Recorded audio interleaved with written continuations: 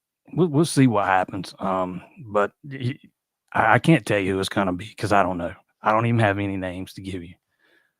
Um, don't even want to really speculate on that until you know it's official. I will say that I don't expect it's going to be anybody that's currently on the staff, or I don't think that would be the top choice, anyways. If maybe Mike Reed's a candidate, but I think if you wanted to go that route, you go that route 3 years ago when Brent left.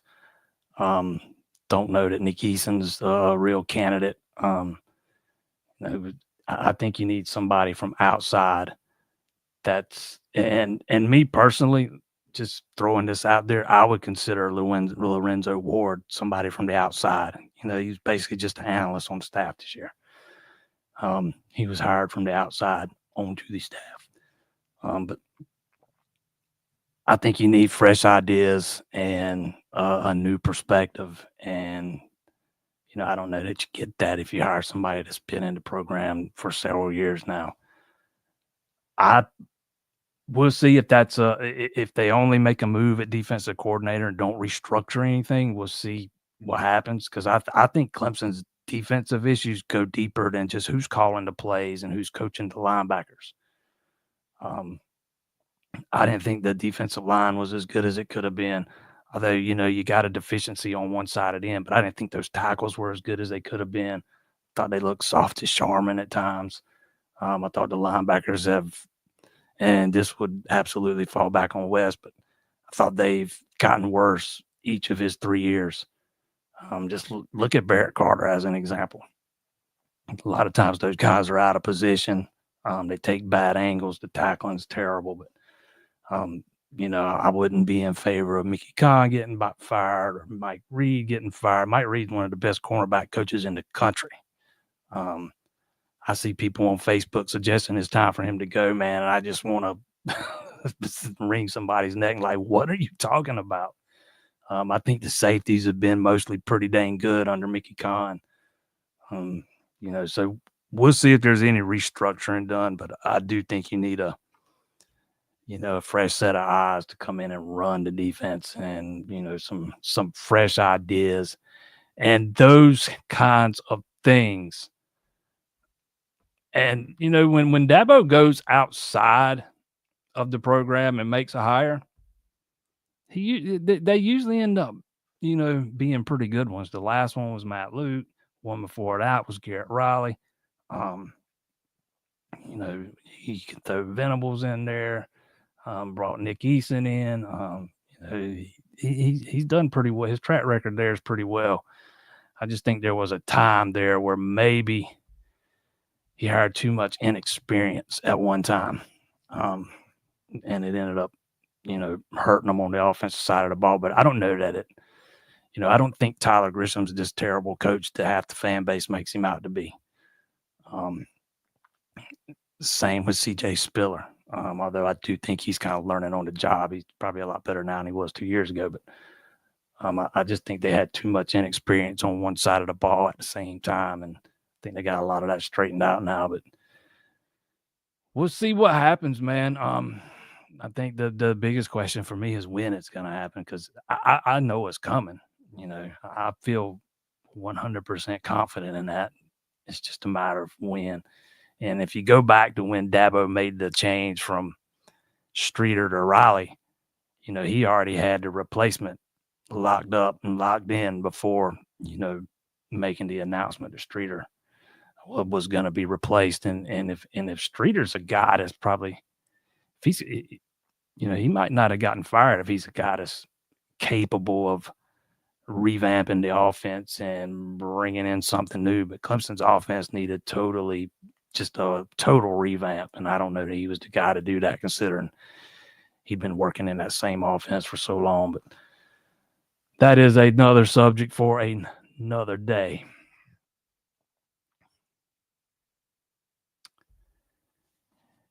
Mike says Cade is back. All is well on the offense, but the defense still has questions, especially defensive coordinator. Yeah, we'll see if I think you still got plenty of talent on the defense side of the ball. Not as much depth as you had 5 years ago before NIL and those kind of things. But I mean, that defense is loaded with blue chip players, couple of former 5 stars, more than 2 to be exact. But it's not like the defense is devoid of talent. I just don't think they've all been very well coached at times. Not a big fan of going to a 4-2-5 when a quarterback's just routinely beating you with his legs. And, the linebacker you took off the field is leading the team in tackles. It's those kind of things that's probably hurt Wes or kind of going to a prevent right before halftime against Florida State. And, I hate to rag on Wes too much because Clemson's defense is the reason they won the games or most of the games they did in 2023 and in 2022 because the offense was just downright bad and they had to lean on that defense more so than they ever have. But, it fell off a cliff this year and there's no other way to describe it. It just the numbers you saw with the run defense this year is with the standard in place at Clemson, that's unacceptable. With the talent on the defensive side of the ball, unacceptable. There's no way you can bring him back after all that.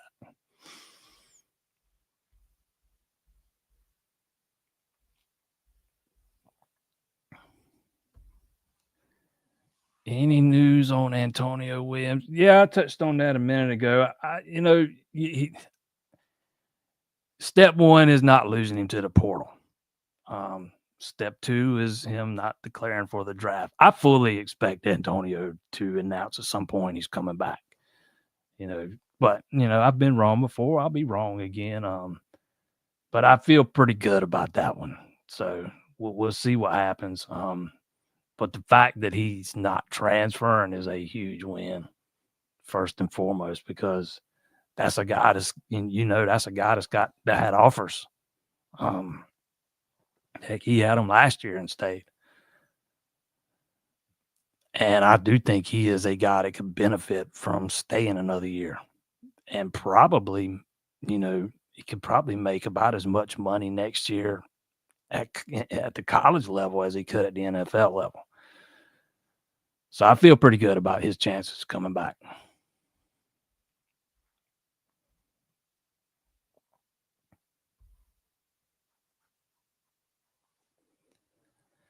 Most likely to declare for the draft, in your opinion? I could see a scenario where all those guys came back. We've seen it before at Clemson, so I could see it playing out that way again. But if I had to give you a name, I'd go with Capehart. If I had to give you one name of all the guys draft eligible that could come back but might elect to go to the NFL, I would go with Capehart. So, but we'll see. Again, a month ago, before he got hurt, whenever it was, I think that was the Louisville game. I would have said I think he's heading off to the draft. But was it how much time he missed over the back part of the season? I'm not as convinced now, so we'll see.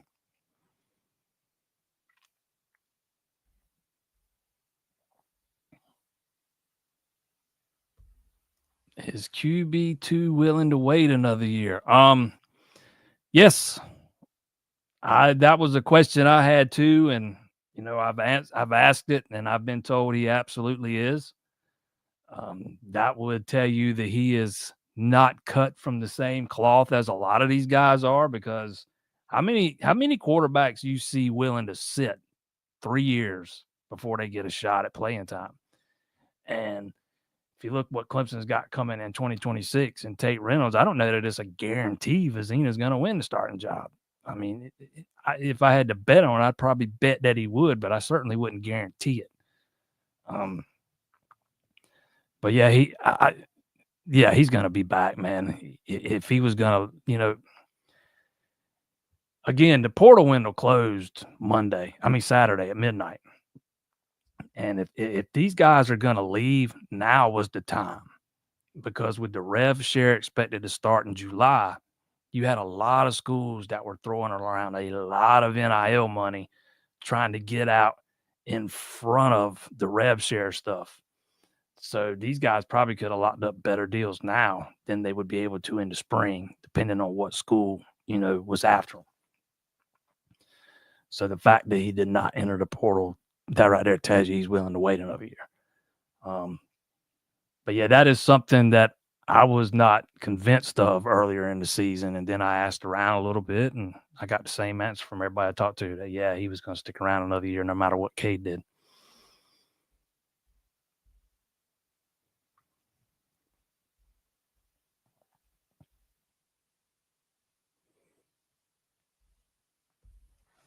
Here in our roster went from about 8 to 10 mil to almost 30. We got money and glad we spent it. Yeah, but you got to remember, you're factoring in the rev share to some of that money. It's not like they just came up with 20 million extra NIL dollars.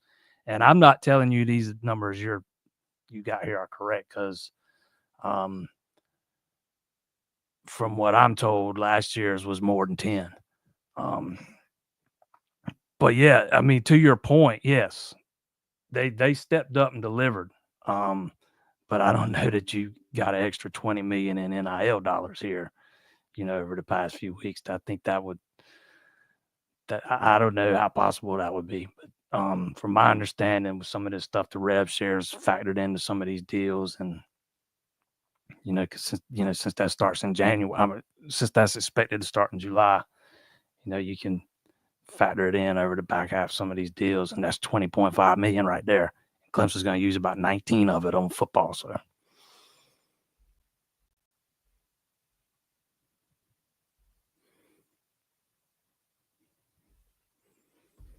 credibility to the rumors Alabama was coming after Woods. I can't tell you who all was coming after him. I can just tell you that he was home for the holidays, and I think that's where a lot of this stuff started. Now, did Alabama come sniffing around? Maybe. I don't know. They came hard after him, coming out of high school. So, I mean, it's distinct possibility, but there's a reason why he chose Clemson over Alabama to begin with, and it wasn't because of money. Again, that's why it's, to me, it's always, I've always said it's important that you don't have to outbid everybody, man, but you just got to be competitive with the offers. And if you can make competitive offers and be in the ballpark, you're going to win out with a lot of these guys. Now they got to, figure out a way to do it with the high school guys, and hopefully not lose as many as you did in the last class, in this next class.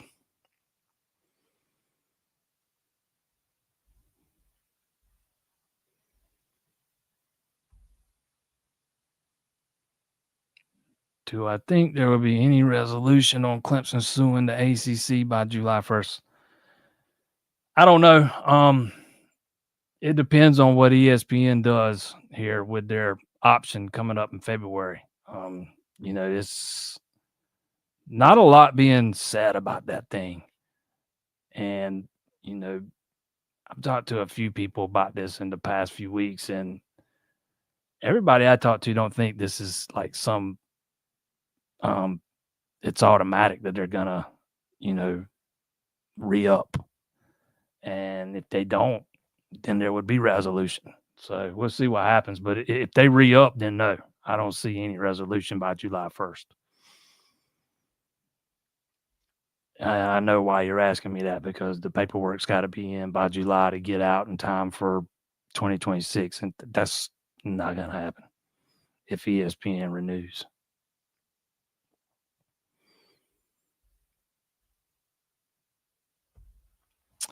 Yes, Walker Parks has another year he can use. I think he got a medical red shirt, if I'm remembering right, for one maybe last year, where he didn't hardly play much. So he got an extra year.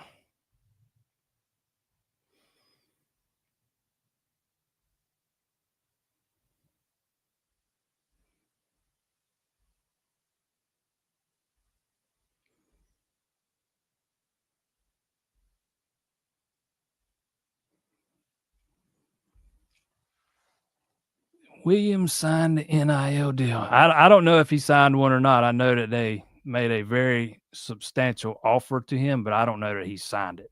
I mean, we shall see.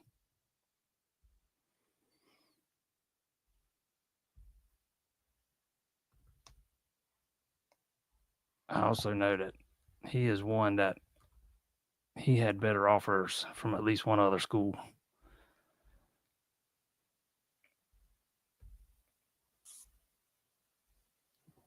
Walker Parks, Ryan Linthicum,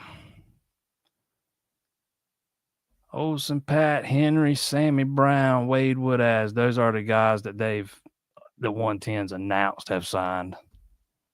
Again, as of yesterday, he had not, Antonio had not signed on. He was still mulling his options, or from what I was told anyways.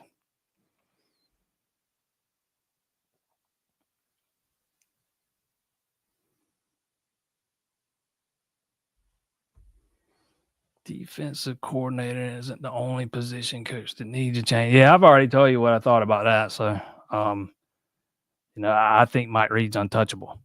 I think he's that good. I think Mickey Kahn's been really good with the safeties. I think you need somebody else calling the plays and coaching the linebackers. I love Chris Rumpf coaching the defensive ends, and maybe a new play caller, and scheme gets those tackles to playing up to their potential. But to me, that's the only other. To me, that's the only other questionable spot on the defensive staff, because I don't think those tackles have played up to their potential in the past couple of years.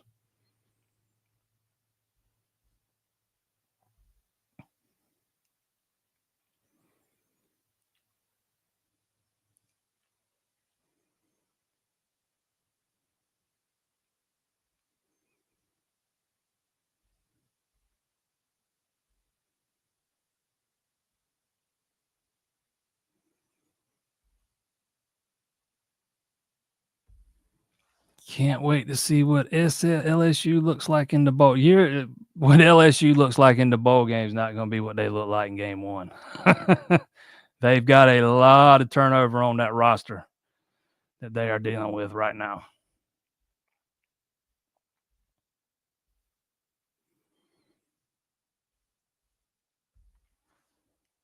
Williams, Brown, Moore, Wesco only won football. Well, you had Williams, Brown. You had Williams, Moore, Wesco, Brenningstool this year, and it wasn't a problem. I don't see that being a problem.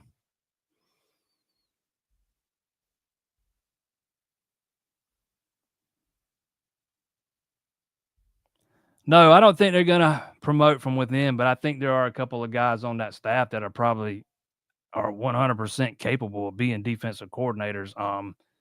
Internal hires are not the devil that you and some other people make them out to be. It just depends on the situation and it depends on the guy.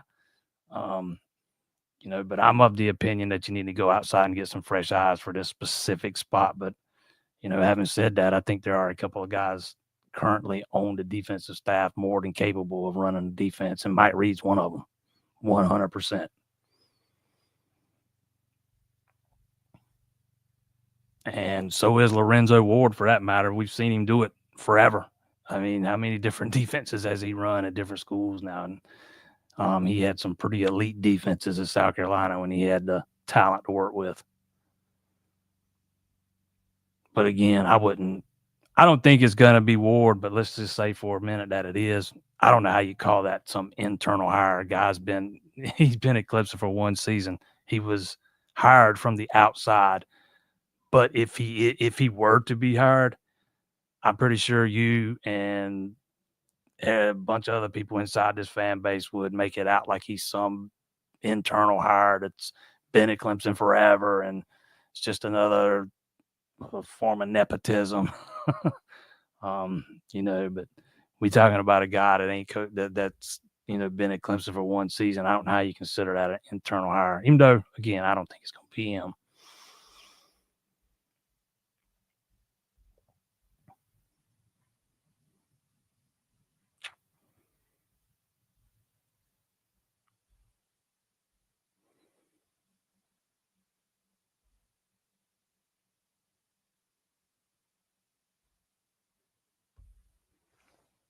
Do I know of any names on the offensive line, defensive lineman coming from portal that Clemson is trying to get? None. Now, right now, they're not going to take any offensive linemen, man. They just signed 5 in the last recruiting class. Don't need any. They're full up. They took 1 defensive end in the portal. We'll see if they decide to grab another one. I don't think they would until after the spring.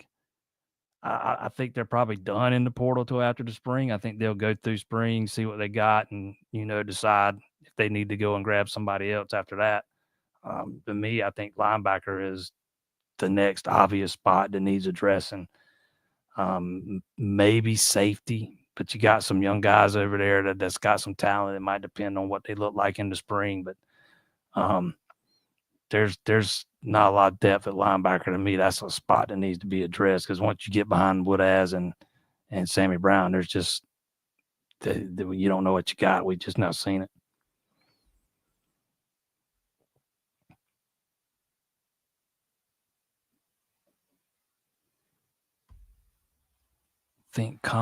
I don't think Khan's getting fired.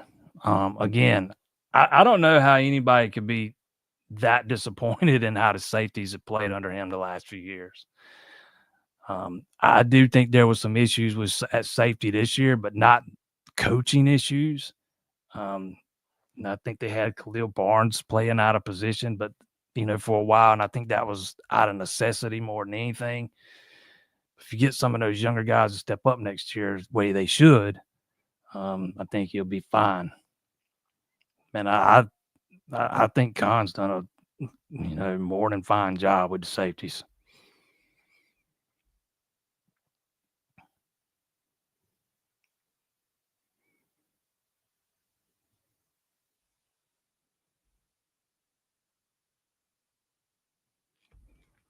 Eason promoted to a co-defensive coordinator type title. I don't know why you want co-D coordinators.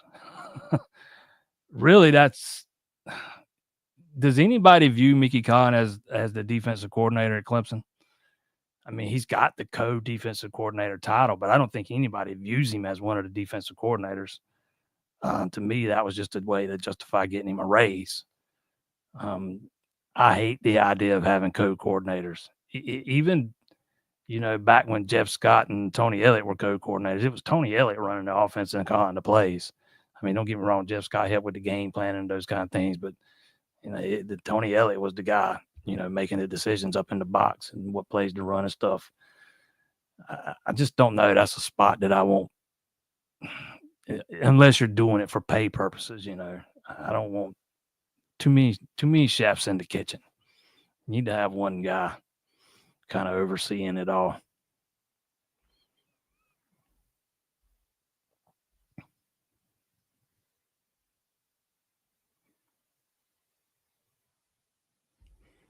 We need another Matt Luke type hire. I don't know what that means. Who's available that would be a Matt Luke type hire? I don't know. I'm seriously asking that question. I don't know who it is. I don't know who's available that's able to be gotten that you would consider a Matt Luke type hire. That's kind of subjective in my eyes. I think Brent Venables has set the bar so high with what Clemson fans expect out of a defensive coordinator. And I'm not really necessarily directing this at you, Billy, but I think there's going to be a large portion of the fan base that is disappointed in no matter who it is. Because it might not be this name guy. But to me, that doesn't mean he can't come in there and produce. We just have to see who it is. Again, I think when you say we need another Matt Luke type hire, to me, that's kind of subjective. It depends on what you mean by that. I mean, to me, you need a guy that can come in here and fix the issues that were seen by everybody last season. And personally, I wouldn't care what his name is. If he can fix the issues, fine by me.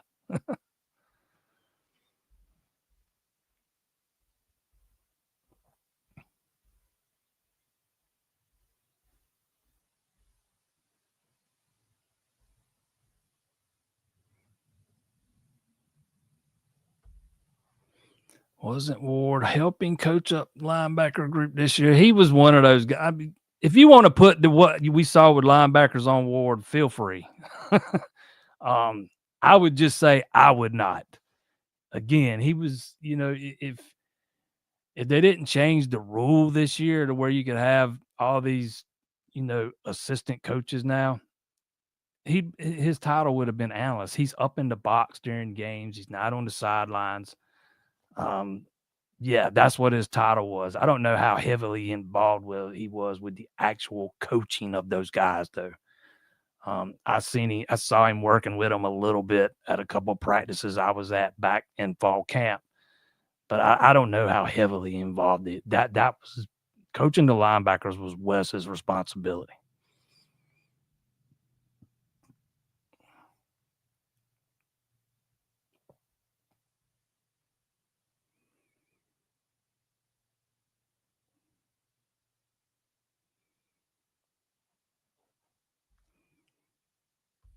Our guys are getting gas high. I can't explain that. I don't. I mean, you got the same strength and conditioning coach that was there during the playoff years, during the national title years. Same guy runs the department.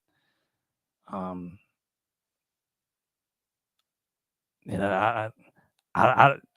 seen some guys on that team put on some bad weight this year. I know that. Some of that's on them. You can't make them put in the work. You can only give them the plan and hope they execute it. You can't make them do it. So, who is that really on? I don't know. Did you want to say Batson's getting soft in his old age? I don't know.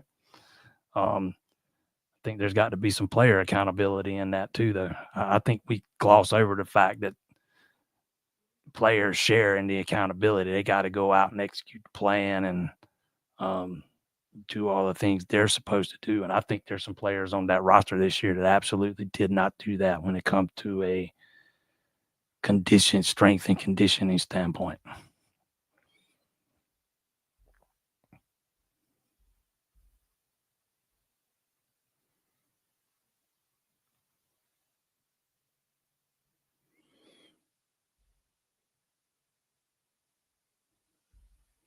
I agree. I think Mike Reed's the top corners coach in the country.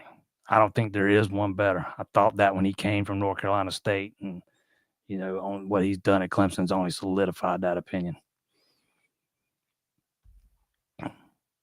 Still not sold on Grisham as wide receiver coach. I think Antonio and Moore and Wesco were just were ready. I don't think he has developed any receivers. If you don't think Antonio has been developed some since he's gotten to Clemson, then I think you might have some blinders on, man, because he was a different receiver as a junior than he was as a freshman. TJ Moore was a different receiver at the end of his freshman season than he was at the beginning. I get it. We get to a point now where we get to where we get this opinion of these coaches, and there's nothing that can happen that can change it. I'll say what I've always said in defense of Grisham. A bunch of those guys that didn't develop under him, all those guys that left, they didn't develop under other wide receiver coaches too. Is that Tyler Grisham's fault? Again, some of the accountability has to fall on the players' shoulders. They got to put into work. And I think Clemson missed on some evaluations with some of these guys, not just Clemson, because there was a lot of schools after some of these guys.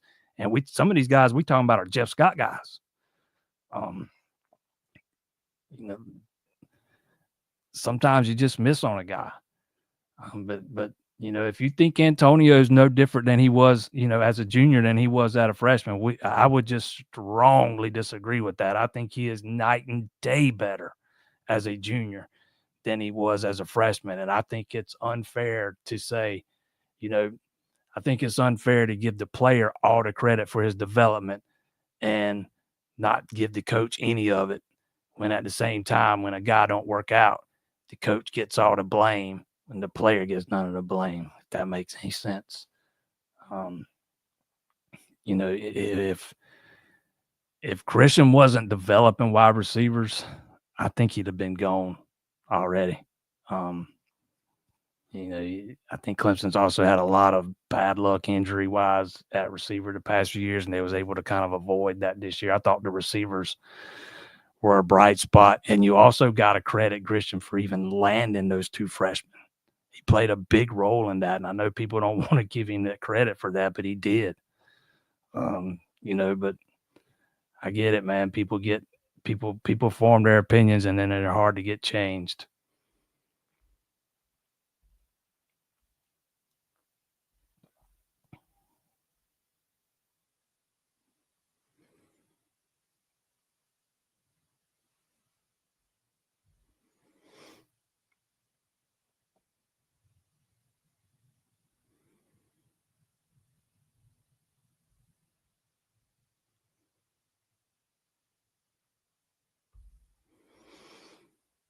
I can't. Based on some things I've heard, I don't know that Jeff Scott's got any itch to get back into coaching. Um, and I'll just leave it at that. If he wanted to be coaching right now, he would be. And again, you're sitting here talking. You're one of the loudest people in the room when it comes to criticizing Dabo for hiring inexperienced guys. How much experience does Jeff Scott have running an offense or calling plays? I mean, legit question. I don't know that he has any. I don't think he's ever been a play caller. I don't think he's ever run his own offense. So, I mean, would that not fall into the same category as some of these other guys that you scream from the mountaintops about?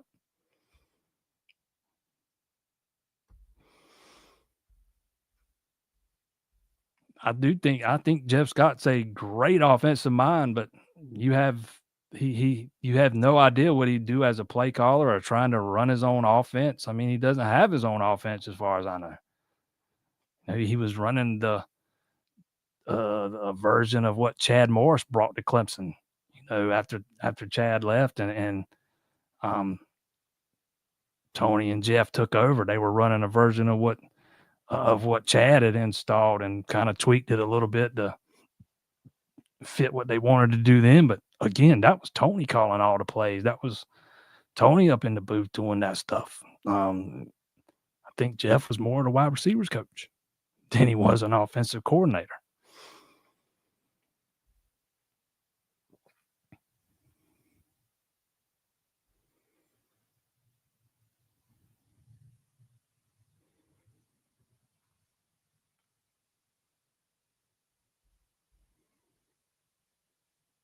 See, I agree with this. I think it took some time to get the wide receiver room the way Tyler Grisham wanted it. When he took over, the room was filled with these slower, bigger body type wide receivers. And it took him a couple years to get some variety in there. Guys like Antonio and Stellato and Tyler Brown, instead of, the bigger, slower guys like Bo Collins and Dakari Collins. And I mean, who knew Frank Ladson was going to be the bust that he was? Again, that was a Jeff Scott guy. So I do agree that it took him some time to get it where he was, or where he wanted it.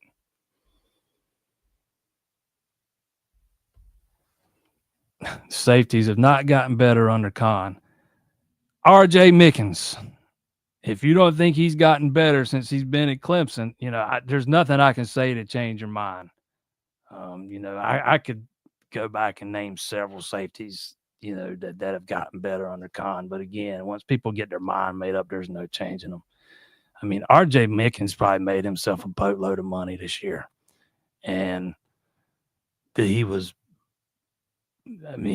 just so much better this year than he had been in the past.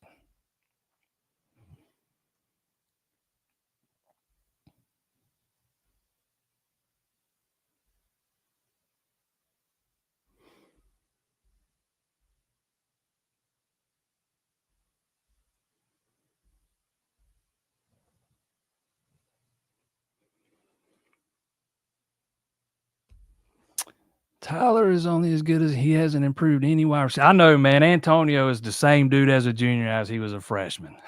Not.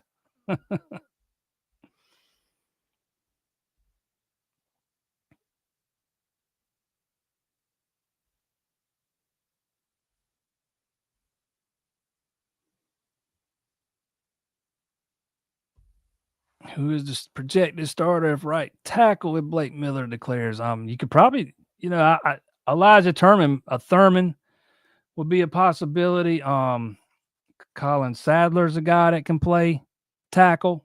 You'd have some options there. I can't just give you one name, but Thurman's a guy that can move all around and play different spots. And he was pretty good in the small sample size we got this year before he got hurt. But those would be two names at the top of the list for me.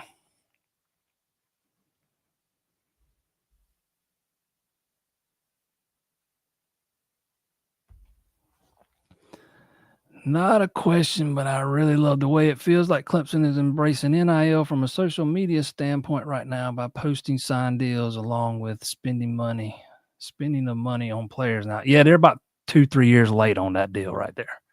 They should have been doing that 2-3 years ago. I just think there are so many things Clemson could have done better with NIL. I guess it's better late than never, but I don't think it had to get to this. The messaging is just sucked.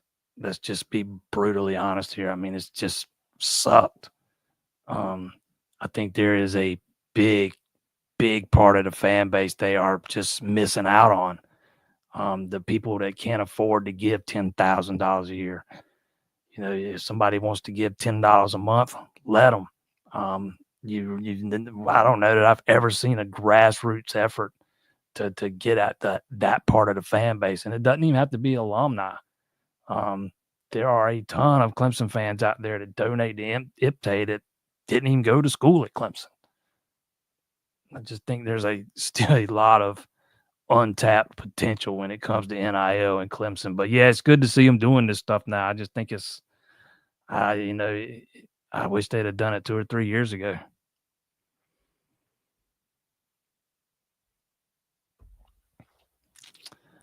I have never liked what we have done with P. Wu. The dude was so explosive and strong at 295. Why does he keep coming in at 315, 320? That's a very good question, because when they talked about moving him in outside the end back before the spring started, I actually asked Dabo what they wanted him to weigh, and Dabo said around 290, 295. So I can tell you that 315, 320 is not their target weight for him, and it wasn't this year. That's what I mean when I say, the players, they got to execute the plan that's in place. If they don't do that, they're going to put on bad weight. I think Woods might be one of the guys that put on a little bad weight this year, to be quite honest. But he that 315, 320 is not what they wanted him at coming into fall camp. I can tell you that with 100% certainty.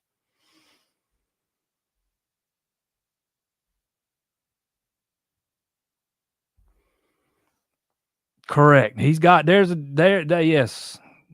deal in place for Antonio if he wants it. I've not heard about him signing it yet or anything like that. He's got to the 6th or the 15th to declare for the draft. But again, I feel pretty good about his chances of coming back.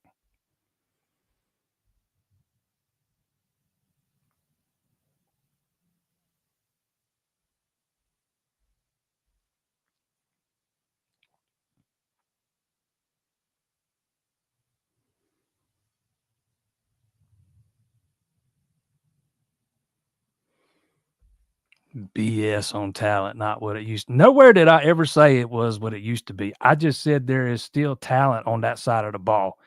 There's too much talent to be as bad as they were this year. If I'm remembering right, Barrett Carter was a top 50 player. He has regressed all 3 years under Wes. Jeremiah Trotter was a pretty highly recruited dude coming out of high school that had pretty good success under Brent, regressed under Wes. I think Wade Woodaz has regressed under Wes. Wasn't the most highly rated guy coming out of high school, but guess what? Neither was Ben Boulware or Chad Smith or a bunch of those other linebackers that excelled so well under Brent. But if you just looking at recruiting rankings, man, and the starting 11 on defense, the it's pretty comparable with what they had during those playoff runs. You can say BS on that all you want, but just from a sheer talent on paper standpoint, there's still plenty. Way too much to be as bad as they were this year.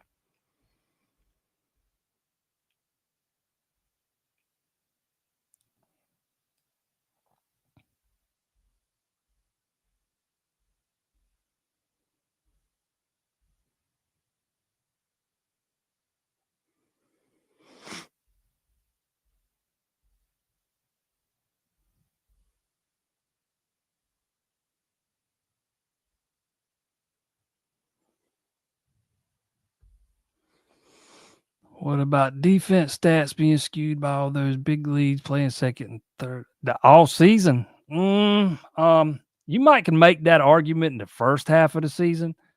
You can't make it over the second half, man. There were no blowouts over the second half of the season. Really, Clemson gave up over 1,000 rushing yards in the last 4 games, 280 something to the Citadel. Let that sink in for a minute. The Citadel. If that was an anomaly and it was just one game by itself, you could say, hey, we give them a pass. They don't practice against the option anymore the way they used to. They never play against it. But when you combine that with what we saw against South Carolina, Pitt, SMU, and Texas, you can't make the argument that it was second and third string, man, because we're talking about starters getting the ball just run down their throats.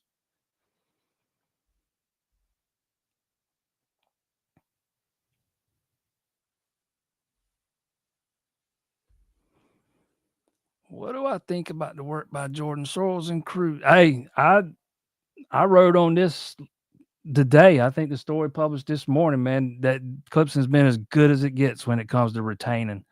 I looked up a bunch of teams last night looking at what they had lost in the portal. Only SMU lost less that of teams that I looked at. But a lot of teams could still lose more due to the fact that they've not played their last game yet. But yeah, Robert's not the only one that's kind of called for that needing a more experienced type GM. But I think you got to give Jordan his due here, man, because what they did in the past week or so, they deserve some mad props for that. There's no other way around it, man. The fact that they didn't lose anybody at all, I was not expecting that. I thought they'd at least lose one guy, and they didn't lose anybody. And I wouldn't have been shocked if they lost more than one, but I was expecting them to lose at least one. But it didn't happen.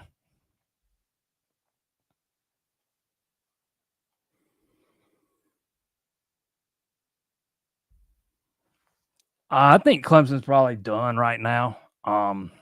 We'll see what happens after they get through the spring, especially if the ACC does allow teams to go to the 105, roster limits, and before the start of next year, then you'll have a little bit more room. But right now, I don't think Clemson's really got any room to bring anybody else in, seeing as they didn't lose anybody. They were kind of bordering right on that 85 number, but if they do, in fact, go to 105, which is expected for next season, you'll have a little bit of room to work with once the spring portal window opens. Plus, you go through the spring and you can get to identify maybe where you might need a guy. I still think linebacker is a spot you got to look at.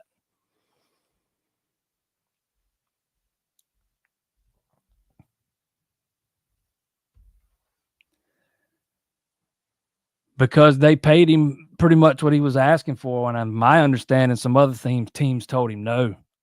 They wanted an insurance policy in case Sellers got hurt. But we're talking about a guy that's already shown, he's willing to bolt after 1 year. But Sellers could easily be NFL bound, after next year. And then that job's wide open. It doesn't, it's not as much of a head scratcher as some people made it out to be. He's still a redshirt freshman. He's got 4 years of eligibility left. Sellers goes pro after this year. He can still play 3 years at South Carolina. I do think this tells you exactly what they think of Cutter Woods right now and some of the other quarterbacks on that roster, though.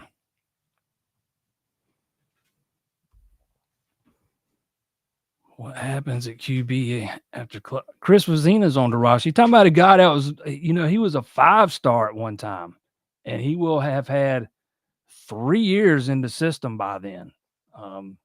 You know, you also got I get it. He's not a 5-star, but you got Tate Reynolds coming in the next class, who I am extremely high on, man. That guy, he was so good as a junior. He just took a massive jump, and I've seen him work out in person. So, his workout was impressive, and there were some named quarterbacks at camp last year, and that was the guy they zeroed in on and wanted was Tate Reynolds. So, I mean, I think you got some options there. I mean, people have already written off Chris Vazina like he's some kind of scrub, but I don't know why. I mean, again, he was at one time a 5-star by a couple of the services, if I'm remembering correctly. I know he took some dings before signing day got there, and he ended up being a 4-star. But I mean, kid's got plenty of talent. We just not had to see it yet.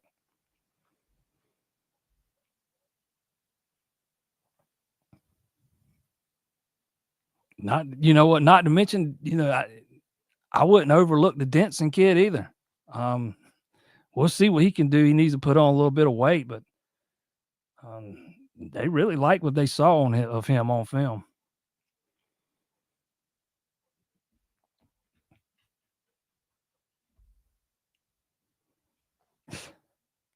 Will we?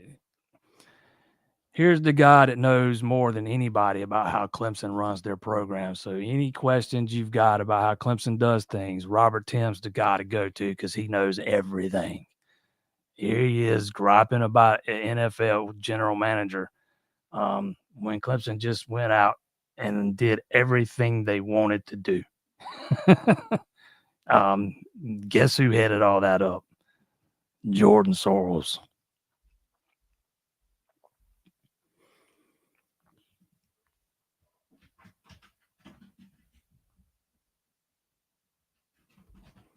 Can see maybe 3 of those lesser name running backs leaving. Why didn't they leave in the December window?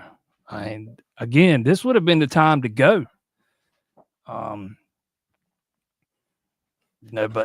we'll see what happens after spring. It wouldn't shock me if a guy or 2 left, but we're talking about bottom of the depth chart guys.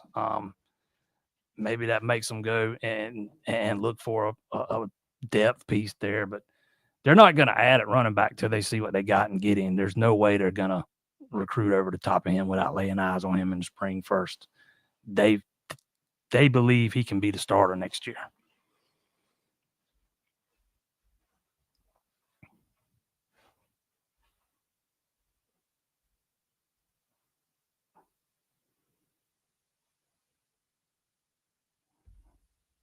Not that I'm aware of. Is not been confirmed that Wes is going to Oklahoma.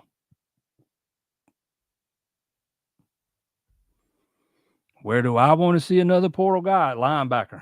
To me, that's the spot. I just don't think I just don't know what you got behind Woodaz and Sammy. And you're one injury away from having to find out. It's a lot of unproven depth there, or unproven talent there. I don't know, however you want to term it. I don't know what kind of a fit Jamal Anderson is.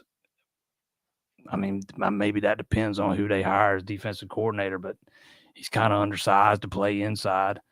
I don't know what you got in Kobe McLeod, guys coming off of ACL. I thought C.J. Cooper-Taylor was kind of an intriguing take, but we haven't really seen him. He redshirted. But to me, that would be the spot. And depending on what happens with some of those younger guys, maybe safety.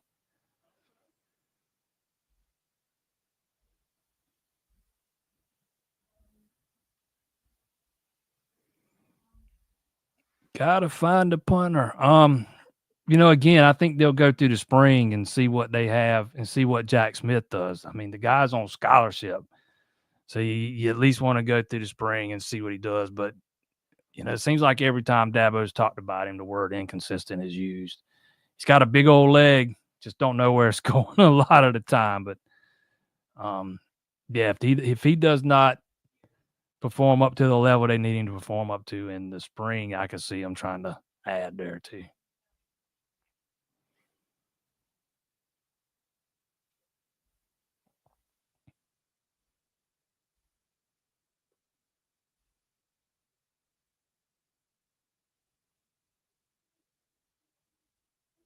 Out of the young defensive lineman, who do I think steps up next year? Give me Darian Mayo. I'm gonna go out. I'm gonna go out on a ledge with that one. Um, I think that kid's got all the tools, man. He's big. He's strong.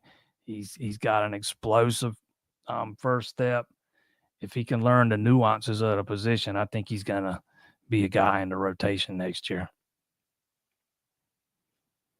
And also, if Vic Burley can stay healthy and get his weight where it needs to be, he can have a major impact next year.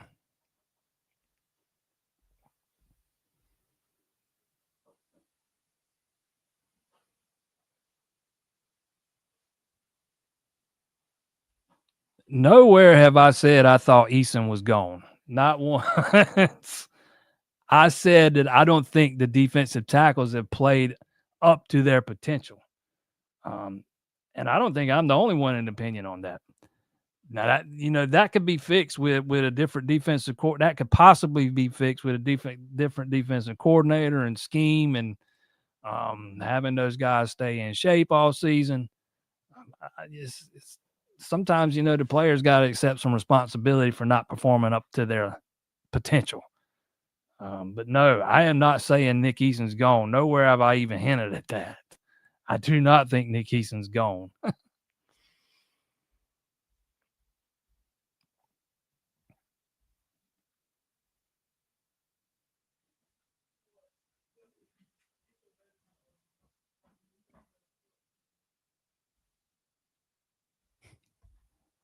can already hear it. LSU loses and Clemson. LSU sucks and is over. Just like in the first round of the playoff, SMU gets blown out, Indiana gets blown out. They didn't belong, man. Alabama should have gotten in, yada, yada, yada. Tennessee gets blown out. All that talk stops. They get blown out worse than Indiana and SMU did, really. And all of a sudden,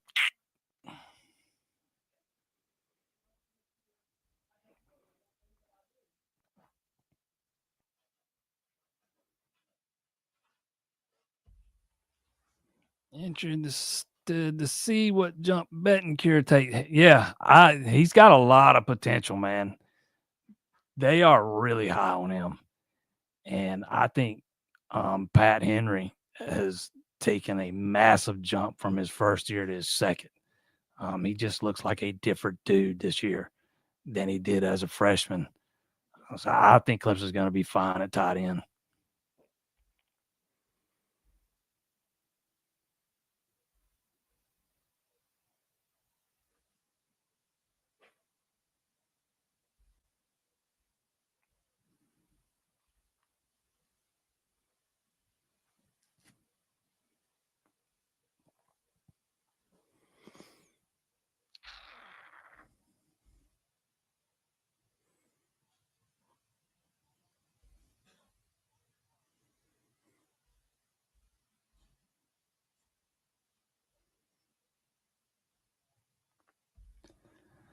Any chance going Mike Math? I don't see it. No, I don't see it.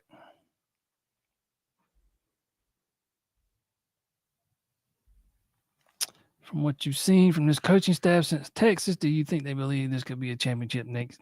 Yes, I do believe that Dabo believes he's got the pieces for this to be.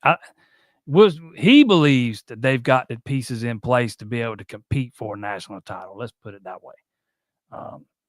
Now we'll see. I do think they've got the pieces in place to be able to make a run at the very least. If you could get some of the deficiencies on defense sorted out, yeah, this has a chance to be a really good team with all the guys they were able to retain.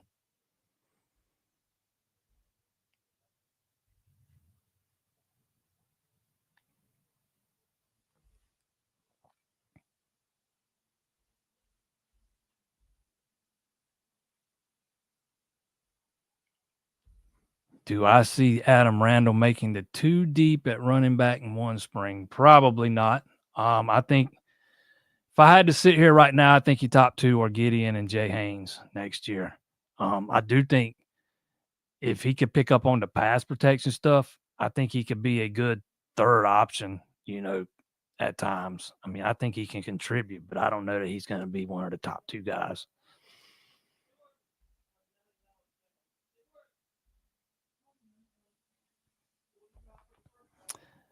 Like Nick Eason, great recruiter, great coach. How much blame does he get for being run game coordinator? None. Not in my opinion. I think that's just a title used to justify getting him a raise. Kind of like Kyle Richardson's the passing game coordinator. That's why, I mean, some of these titles don't really mean what they sound like they mean. Let's put it that way.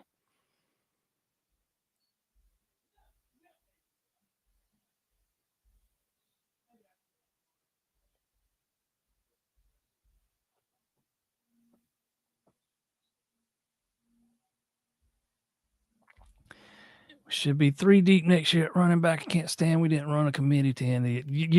If you think about it, man, you got to believe there's a reason why those other guys didn't get more opportunities than they did. There is a reason why they went to Adam Randall and gave him an opportunity ahead of Keith Adams or EZ or Jarvis Green, because those guys had not proven on the practice field, much less on the field of play, they were not ready. You go back and look at that 4th and 1.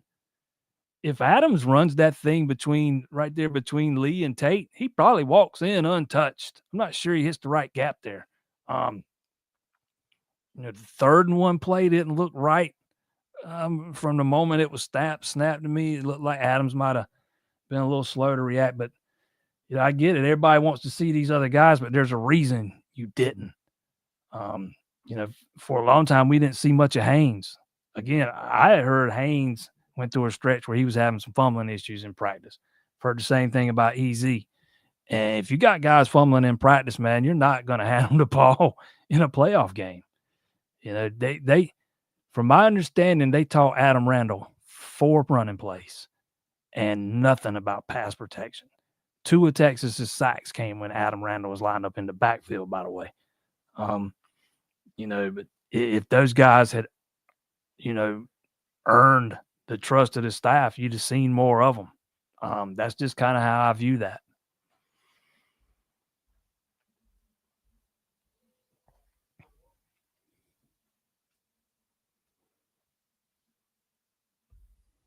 Any chance Amari Adams gets playing time next year? Yeah, I think he could absolutely work himself into the 2 deep.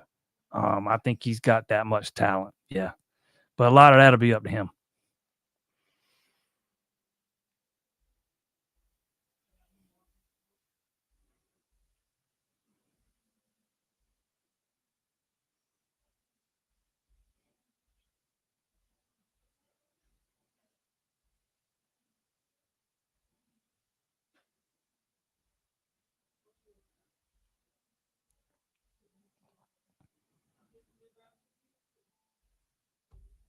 Agreed. I think Stellato was a much better receiver this year than he was last year.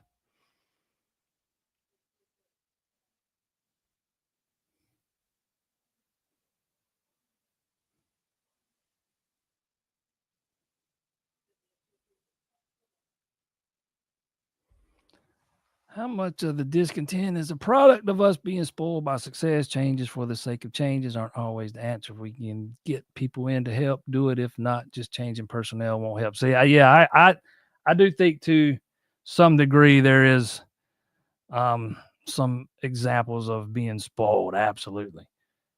But when we're talking about this defense, man, and you just look at the numbers, it's like I said at the top, man. I don't know, even if Dabo were to decide to bring West back, I don't know there's anything that he can do to win some of the fans and the fan base back over after some of the things that happened this year. If he goes out and puts a top 10 defense on the field, I still don't know that people are ever going to get over the fact that Sammy Brown was on the bench in the 4th quarter against South Carolina.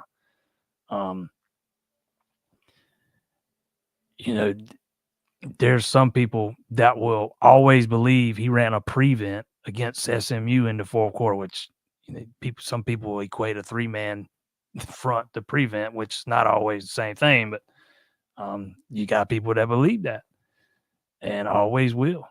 If when Clemson's given up, I think it was 4.7, 4.8 yards a carry, that's unacceptable. And I don't know that you can come back from that. I think they ranked just outside the top 100 in yards per carry allowed. Again, unacceptable. When you give up 1,000 rushing yards over the past 4 games, unacceptable. To me, that's not making a change just to make change. Now, if you can't go out and if you can't go out and land the top 2 or 3 guys on your list, maybe we're having a different discussion. But I at least as far as how you go about making some changes to the staff, but I don't think there's any way you could bring West back next year.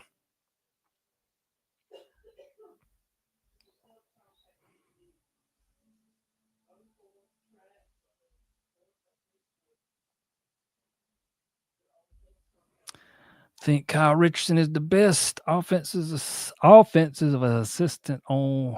Let me start that over. I think Kyle Richardson is the best offensive assistant coach based on tight end performance the last few years. See a candidate if Riley left after next year. Richardson is absolutely viewed as one of the brighter offensive minds on the staff, and he is very well versed in air raid offenses. Is what he ran at Northwestern, and they were a powerhouse while he was there. Let's just say, I could absolutely see him being groomed to be the next guy.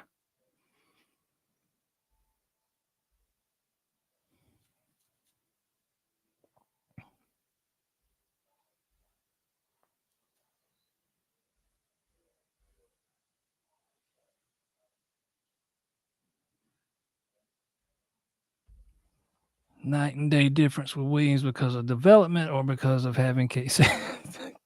Nobody wants to give Grisham any credit. How about because of both? And when Antonio was a freshman, DJ was the quarterback, not Cade. Cade's first year was last year, and Antonio was out for most of the year. But I still think, and to me, there's no debate. Antonio is he's just a much better all-around wide receiver now than he was as a freshman. He's better as a route runner. To me, he's a lot better as a route runner than he was as a freshman. You can tell he has dedicated a lot of time to perfecting that craft over, since he's been at Clemson, and it's paid off for him on the field. They can line him up inside, outside now. They couldn't do that so much when he was a freshman. You didn't see him moving them around as much as they did this year. So I would say both.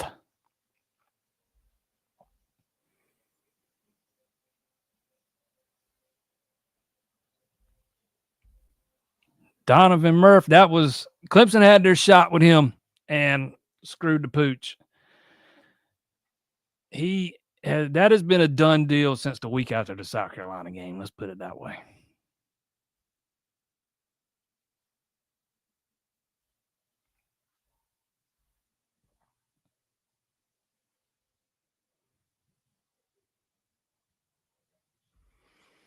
Our defensive coordinator was literally our best coach since he got there. If we going off 1 year, the OC should have been gone.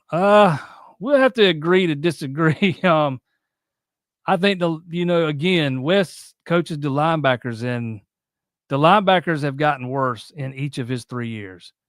The defenses have gotten worse in each of his 3 years, even though they did finish in the top 10 in some statistical categories last year. But what has happened to it this year is it has fallen off of a cliff. I don't think there's any way you can bring him back. And I think you're comparing apples and oranges when you're comparing him to Garrett Riley coming in here and installing a new scheme last year. A lot of offensive coordinators have some issues getting their schemes installed in year one.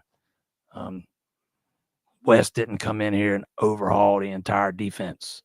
He kept a lot of the same stuff. He tweaked some things, but he kept a lot of the same stuff. It's not like there was just some big overhaul like they did on offense last year.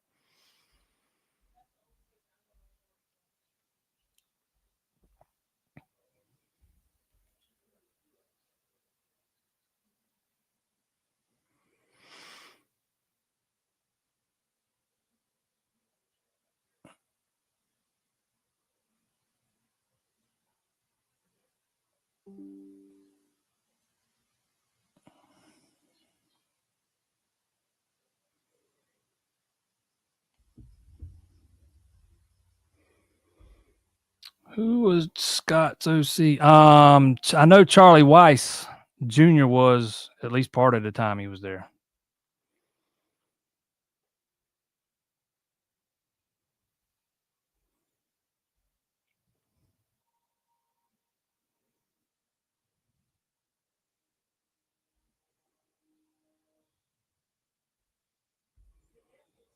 Who is the best defensive coach on staff currently to be the next coordinator? If there's a change, I thought might read. I believe your article. I didn't write that. Will wrote that, and he was. A lot of people took that thing the wrong way. He wasn't saying Lorenzo was going to be the next guy. He was just saying he could be a candidate to be the next guy. He's got a lot of experience. He's run a lot of defense in the past, but I don't think it's going to be somebody from. I think it's going to be somebody from the outside. If it's not, then that tells me they didn't get who they had, were targeting at the top of their list.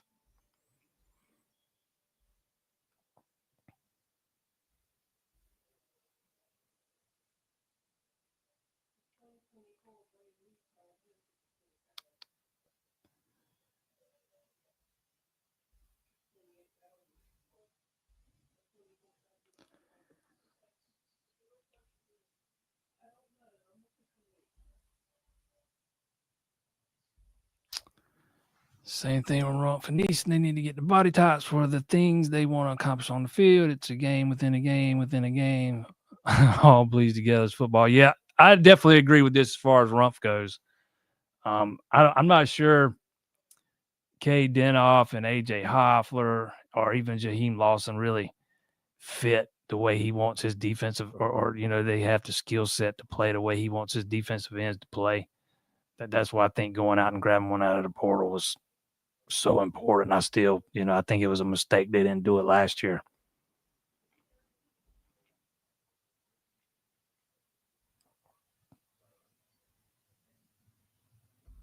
No, Barnes did not. He had a down year this year, a sophomore slump, so to speak. But he also, I think they had him playing out of position part of the year too.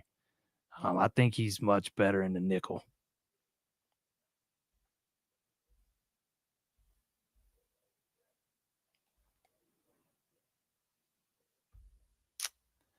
Tuning in from Myrtle Beach, love the show. Appreciate that, my man. Golly, it just no time. We just run way over here. Never fails.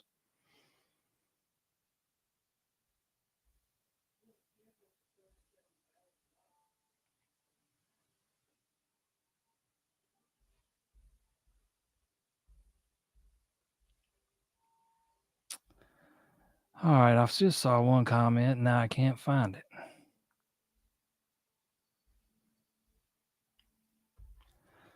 For the first time, not really worried about offensive line going into the offseason. No, I wouldn't be either, man. Even if you don't get Blake Miller back, they're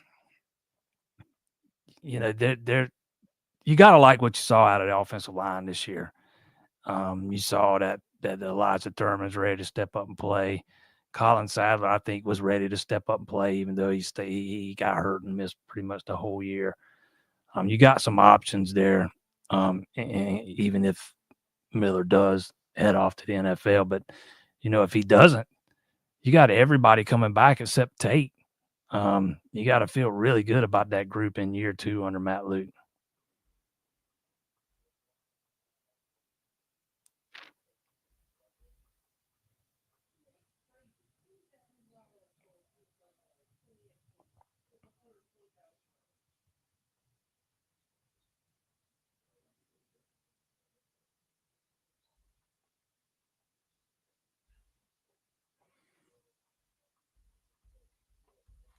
Yes, Cade has announced his return today.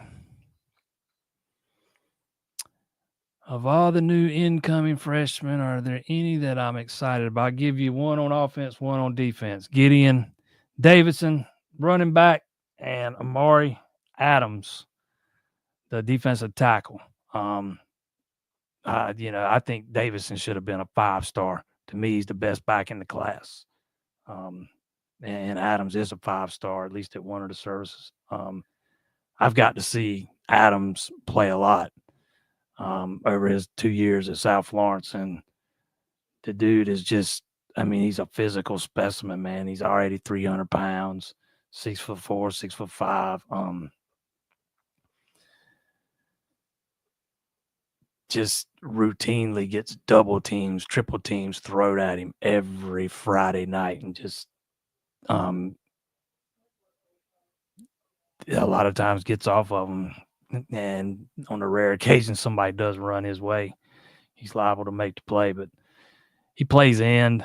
At South Florence, they play a 3-4 scheme, and he plays both end spots, not at nose tackle. So there might be some things he's got to transition into, and he's got to learn as he learns how to play inside. But those would be the two. And yeah, I was really high on Tay Harris too. I went and watched him play live this year, actually, man, and that kid's got the potential to be special.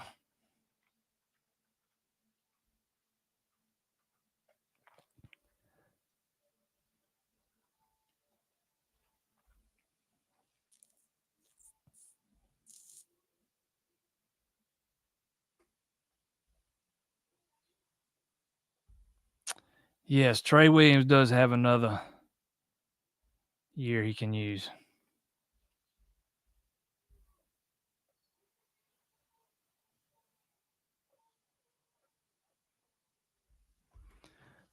Does Wisco leaving put Sammy Brown at risk of transfer? As the 110 Society announced deals with both those guys today, so no, they're not at risk of transfer. And yeah, Sammy and Wes were tight. Sammy really likes Wes. They're both outdoorsmen. They both are hunters and those kind of things, so they bond over those kind of things. But no, it's not gonna. They're both locked in for next year.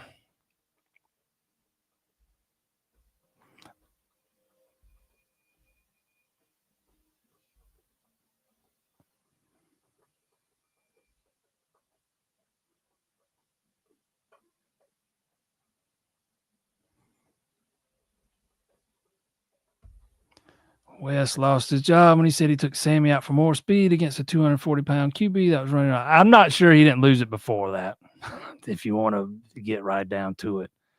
But that might have been the final nail in the coffin. What's my New Year's resolution? I hadn't really even thought about it. Don't really have one, to be quite honest. I have to give that some thought. Ask me again next week.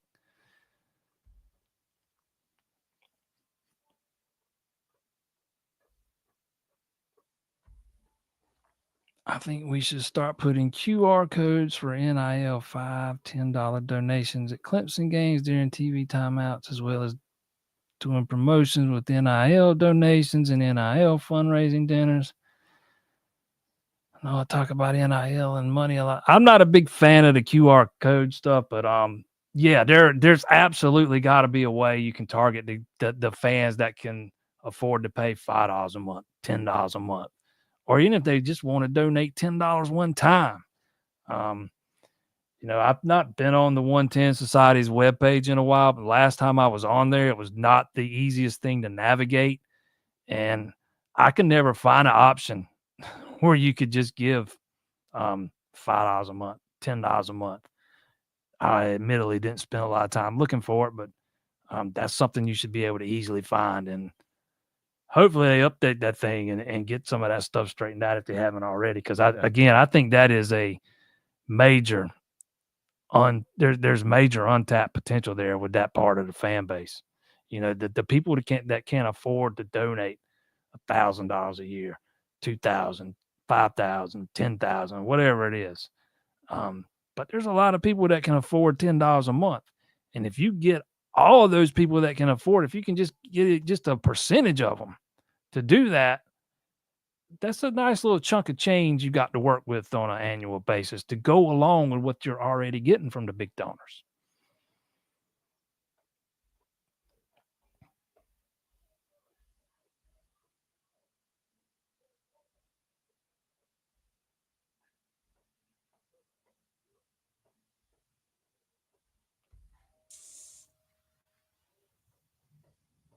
Think the DV misses BV's attitude and fire. I think this is a little. I think there's plenty of fire on the defensive sideline. Even if it doesn't all come from Wes, even though I think Wes is probably a little fierier than he gets credit for. But man, Chris Rumpf and Nick Eason are fiery dudes. They are very demanding. There's a lot of energy from those two guys on the sideline. It doesn't always have to come from the defensive coordinator. You can get that from other spots. I hate putting blame on those kind of things. You know, but I understand why people, see it that way.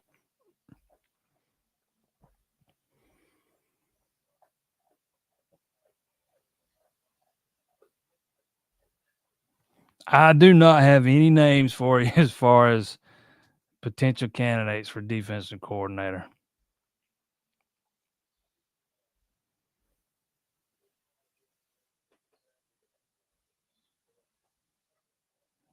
Yeah, I mean, we hadn't even talked about some, guys like Zaire Patterson, or heck, even a Cade Denoff. You bring in the Will. Hey, what are you doing over there? You bring in the Will Helt guy, who you know is going to come in and start over those guys. And they all stayed. Every single one of them. There was some receivers that I had heard were thinking about bolting out. Not a one of them left. They all stayed. Um, that is a testament to the kind of work that staff put in, including Jordan Sorrells, to keep those guys in check or in place.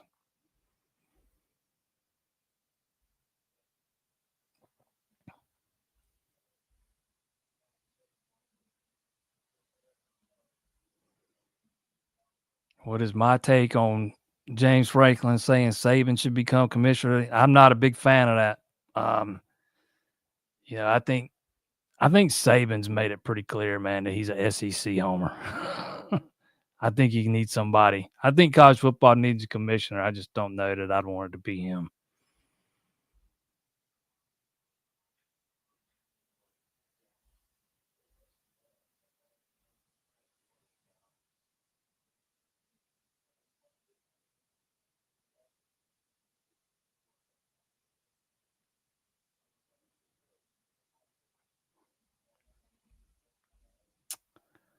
Do I think Dabo will go after Coach V again? Last I heard, Venables was still the head coach at Oklahoma.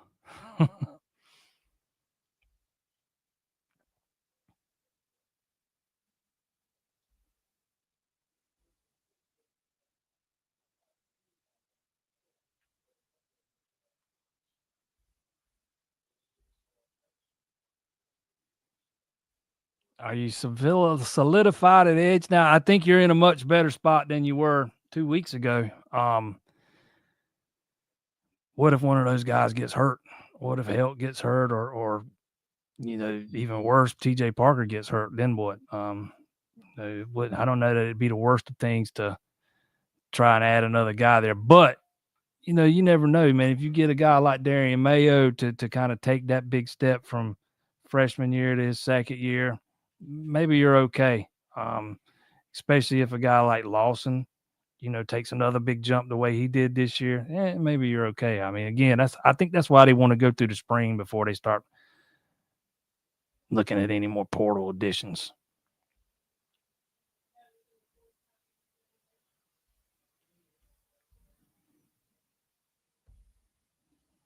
Is Natty my goal? That is never my expectation.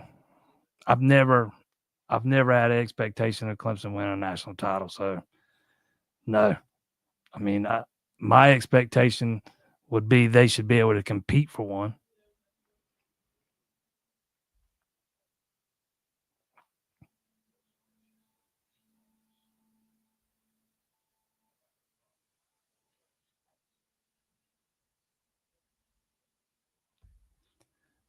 Am I surprised by Hoffler leaving? Not really. Again, I'm kind of surprised they didn't lose more than they did. But when you bring in a guy like Will Helt, I mean, what's that telling AJ Hoffler? I mean, it's and a guy like Helt that's got 2 more years of eligibility. You know, and you're basically telling a guy like Hoffler, look, man, you have not made that jump in your first 2 years. We got to go get somebody else.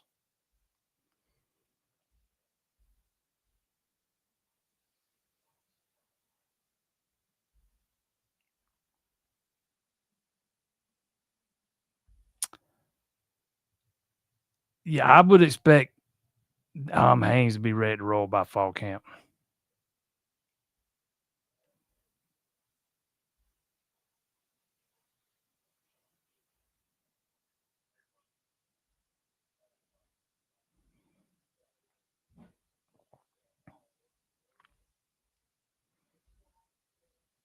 Was I surprised Noble Johnson left? No.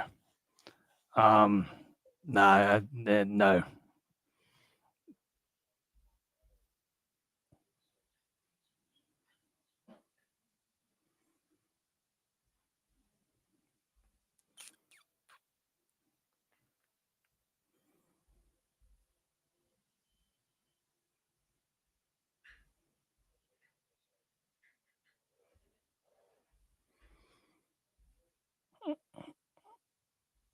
How was my trip to Virginia? It was peaceful. Peaceful. I got an aunt that's got a house up there on the Potomac River there in the Chesapeake Bay. It was cold. It was rainy.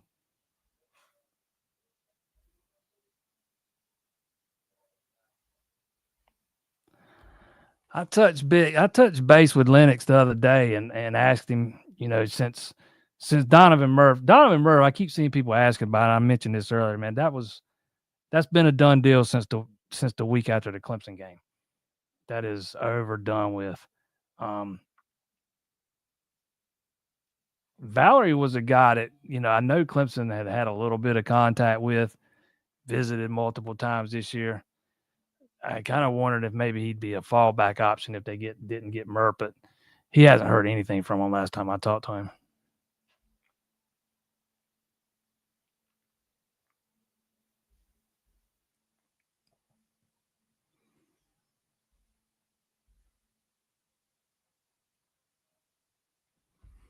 Think Dabo's getting to DC from a team that's still playing. That's why. No, that's not why. Dabo's on vacation. I'm not sure when he's going to get back.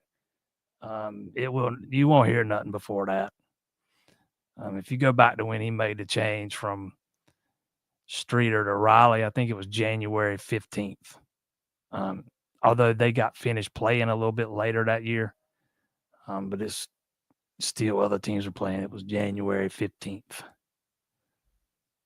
Although they did end up bringing in Garrett Riley, but I don't think it's a guarantee that you're going to get a defensive coordinator from a team that's still playing. I'm not saying you won't. I'm just saying that's not the reason why we hadn't heard anything yet.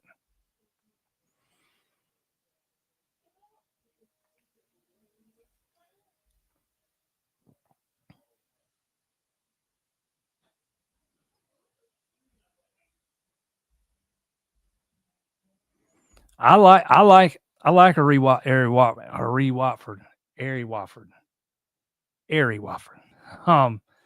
He's long, he's athletic. We'll see what he does when he gets here. He's going to be an early enrollee. And again, it's not like they're loaded at defensive ends. I mean, he'll be like, he'll probably have his opportunity, but I'll be surprised if he doesn't redshirt next year. He's probably one of those guys that might need a year.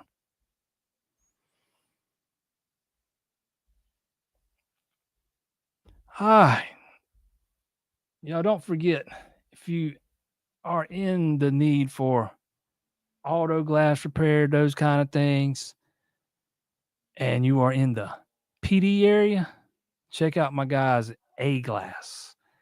2 locations, one in Florence, one in Sumter. A-Glass for when you need a glass. They do, all your auto glass needs, replacement, repair. They've been in business for a long time. Get yourself a free quote at myaglass.com. Matter of fact, I got to take one of my kids' cars up there in the next few days that had the windshield replaced. Check them out. A-Glass. Want to thank everybody that tuned in tonight. Heck, I was leaning towards taking the night off, but with the portal stuff and the defensive coordinator stuff, I figured probably not a good idea. So I appreciate everybody that joined in tonight. Had a big number over. Still got a big number on right now. I always like to see them big numbers. I appreciate it. We will be right back here next Monday. Maybe we can actually start talking about some names then. We might even have a real name to talk about by then. We shall see. Next Monday, 7 p.m. Check us out. All your Clemson coverage at the site, Clemson Insider. And don't forget, if you need your all your auto glass needs, A-Glass. 2 locations, one in Florence, one in Sumter. See y'all next Monday.